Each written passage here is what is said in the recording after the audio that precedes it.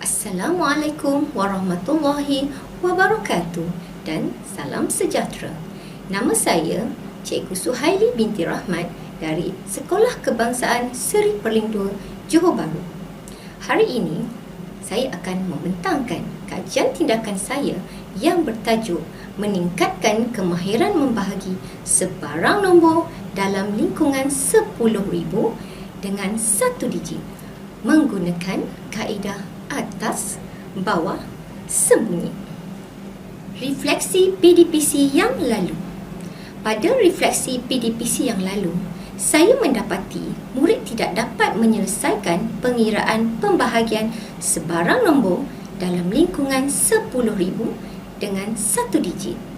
Kesilapan ini berlaku disebabkan oleh pertama, penolakan dua nombor yang salah. Kedua, pengiraan yang salah dalam pendaraban satu digit.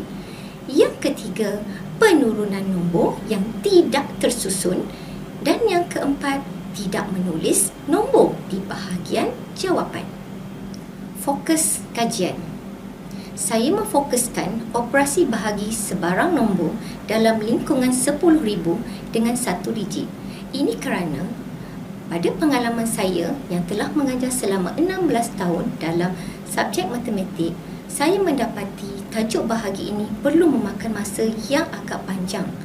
Operasi bahagi melibatkan beberapa operasi yang lain, contohnya operasi tolak dan operasi darab dalam pengiraan pembahagian.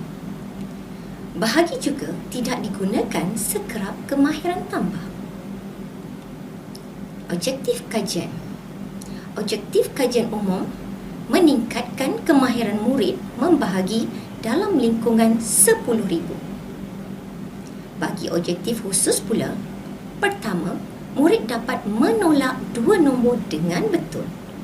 Kedua, murid dapat mengira pendaraban satu digit. Dan yang ketiga, murid dapat membahagi sebarang nombor dalam lingkungan 10,000 dengan satu digit. Kumpulan sasaran. Kumpulan sasaran saya melibatkan 10 orang pelajar dari kelas 3 Omega yang terdiri daripada 5 orang pelajar lelaki dan 5 orang pelajar perempuan. Tinjauan masalah. Saya menggunakan 3 item dalam tinjauan masalah. Pertama, menggunakan ujian pra. Yang kedua, saya menggunakan soal selidik. Yang ketiga, saya menggunakan pemeriksaan buku latihan. Analisis ujian pra. Saya telah membina 5 soalan dalam ujian pra dan saya dapati 10 orang murid saya tidak dapat menjawab ke semua soalan tersebut. Sementara 30 lagi murid boleh menjawab dengan betul sama ada 1 hingga 5 soalan yang diberikan. Bagi analisis soal selidik pula, saya telah membina 5 item yang akan diajukan kepada 10 orang murid. Antaranya adalah matematik merupakan subjek yang susah. Kedua, susah menghafal sifir. Yang ketiga, pembahagian satu digit mengelirukan saya. Yang keempat, tidak faham dan tidak ingat langkah-langkah penyelesaian. Dan kelima, pembelajaran yang tidak menyeronokkan. Seterusnya adalah analisis pemeriksaan buku latihan.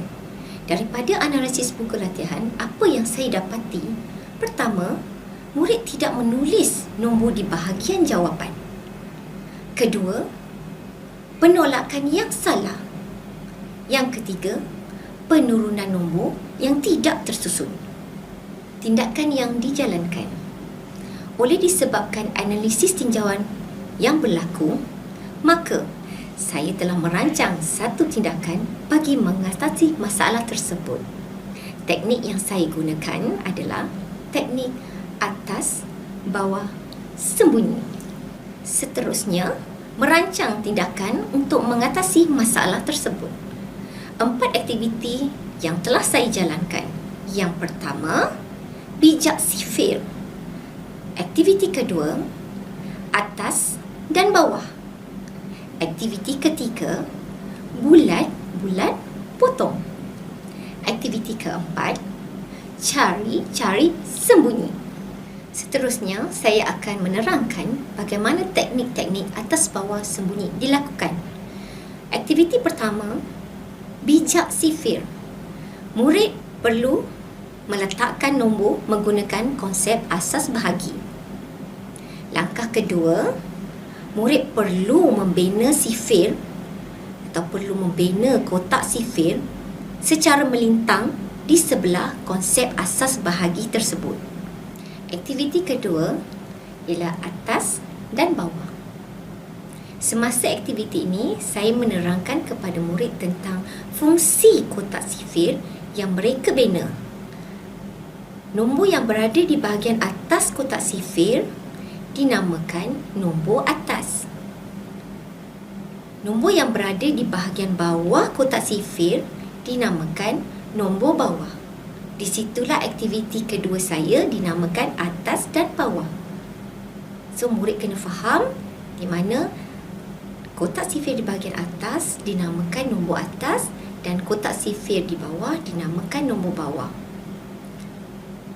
Di sini murid perlu ingat, nombor yang di atas perlu diletakkan di atas simbol bahagi sebagai jawapan.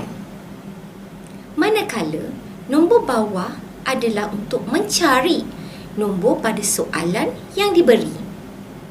Bagi aktiviti 3 iaitu bulat-bulat potong dan aktiviti 4 cari-cari sembunyi, saya akan jelaskan di jalan penyelesaian seterusnya. Mari kita lihat bagaimana teknik atas bawah dijalankan. Okey, pertama sekali, lihat nombor 8. Adakah nombor 8 ini berada di bahagian bawah? Nombor bawah? Ya, ada. Jika ada, bulatkan 8 dan bulatkan 2. Letakkan 2 di atas jawapan 8. Kemudian, kita potong 8 itu menandakan telah selesai. Kemudian kita lihat nombor 3. Adakah 3 berada di bahagian nombor bawah? Tiada. So, di manakah dia? Okey, nombor 3 bersembunyi di nombor sifar. Okey, sifar. Dan kita bulatkan sifar dan bulatkan juga sifar di atas. Kemudian kita letakkan sifar di bahagian atas jawapan. Kemudian kita lihat berapakah yang tersembunyi.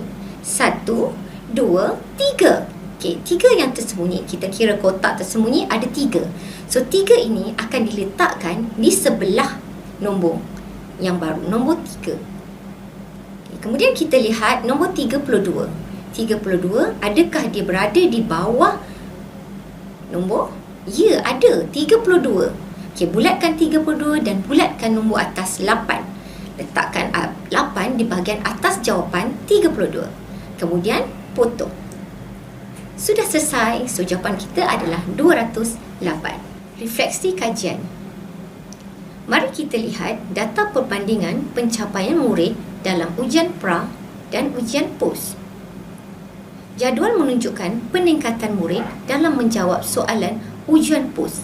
Sekurang-kurangnya, 2 orang murid berjaya menjawab 2 daripada 5 soalan dengan betul. Seorang murid dapat menjawab 3 soalan dengan betul. 2 orang murid menjawab 4 soalan dengan betul. Manakala 5 daripada 10 murid saya telah berjaya menjawab 5 soalan dengan betul. Ia juga boleh dilihat daripada graf peratus prestasi murid dalam ujian pra dan pos. Graf menunjukkan peningkatan penguasaan murid meningkat dengan sangat baik. Refleksi keseluruhan. Daripada refleksi keseluruhan kajian tindakan saya ini, saya boleh buktikan teknik saya dapat menyelesaikan beberapa masalah utama dalam bahagi. Pertama, jika murid lemah dalam mencongak asas darab dan bahagi, cara penyelesaiannya adalah dengan membina kotak sifir atas dan bawah. Kedua, penurunan nombor yang tidak tersusun. Caranya, langkah penurunan nombor dihapuskan dan diganti dengan teknik potong nombor. Yang ketiga, jika murid lemah dalam operasi tolak, terutama pengumpulan semula, cara penyelesaiannya adalah membilang nombor yang tersembunyi. Di sini saya paparkan hasil penyelesaian murid. Kita boleh lihat cara murid menyelesaikan masalah bahagi sangat teliti, kemas dan sempurna. Di sini pula adalah aktiviti PDPC yang dijalankan di dalam kelas. Murid seronok. Mereka bersungguh-sungguh untuk menjalankan teknik saya. Ini pula adalah maklum balas dari ibu bapa dan guru-guru. Maklum balas yang saya terima amat memberangsangkan. Rata-rata ibu bapa seronok untuk mencuba dengan teknik ini. Mereka mengatakan anak mereka sudah mahir dan berani mencuba tajuk bahagi dan menjalankannya dengan baik. Cadangan kajian seterusnya. Beberapa cadangan untuk kajian seterusnya adalah seperti berikut. Pertama, menggunakan kaedah atas, bawah dan sebunyi sebaik sahaja guru mengajar tajuk bahagi. Kedua, teknik ini juga digunakan dalam tajuk pecahan. Murid boleh mengaplikasikan teknik ini dalam mencari hasil bahagi bagi tajuk pecahan. Sekian, terima kasih.